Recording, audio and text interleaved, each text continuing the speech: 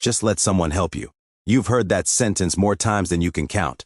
Said with a sigh by people who watched you dismantle the broken thing, research the problem, buy the parts, fail once, fail again, and then quietly fix it, alone. Said by people who offered help you couldn't accept, not because you were rude, but because something deep inside you simply wouldn't let the words, yes, please come out. You do it with furniture, with finances, with emotional wounds, with careers, with grief. You figure it out. You push through. You find the workaround. And when it finally works, when you finally fix it, there is no celebration. You just move on to the next thing that needs fixing. People call it independence. They call it strength. They admire it from a distance and quietly resent it up close.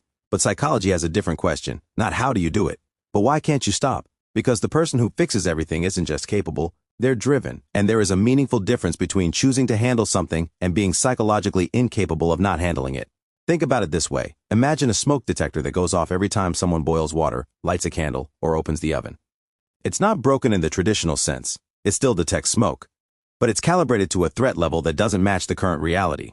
Every minor uncertainty registers as emergency. Every open loop triggers the need for resolution. That's what's happening inside the person who fixes everything themselves. Their nervous system learned, somewhere early and somewhere real, that unresolved problems are dangerous, that needing help is a liability, that waiting on someone else is a gamble you cannot afford to lose. So the alarm goes off constantly, and fixing things is how you turn it off. Psychologists call this hyperautonomous coping, a response pattern where self-reliance becomes the primary emotional regulation strategy. It doesn't begin as strength. It begins as a survival adaptation in environments where dependence was unpredictable, unsafe, or unrewarded.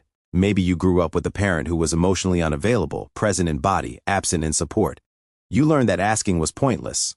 Maybe you were the responsible child, the one who held things together while the adults around you couldn't.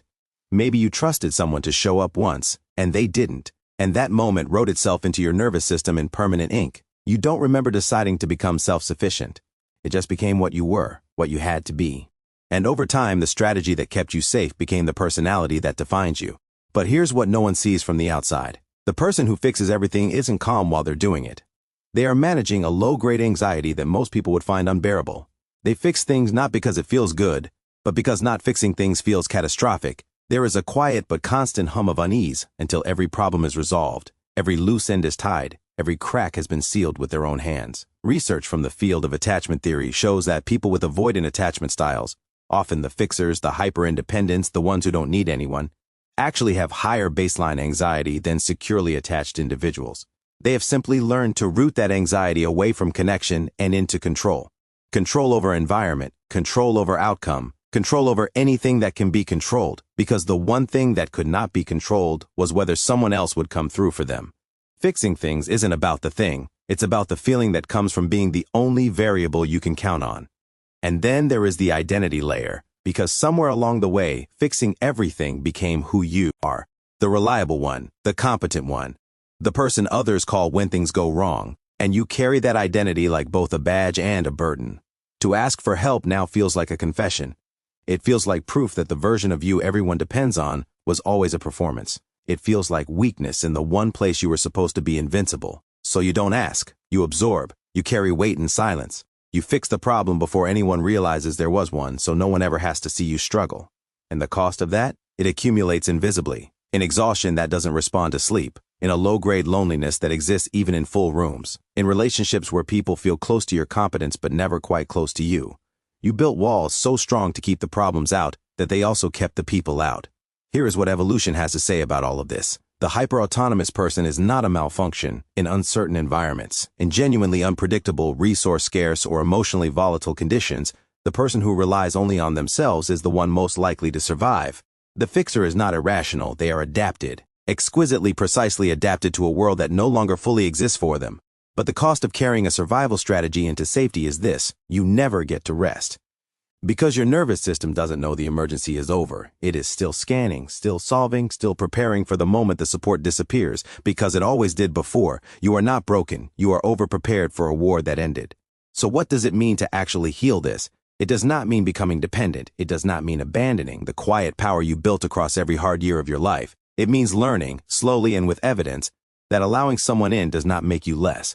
It means recognizing that the alarm going off is old data, a signal calibrated to a past that no longer governs your present. It means sitting with the discomfort of an unsolved problem long enough to discover that it does not destroy you.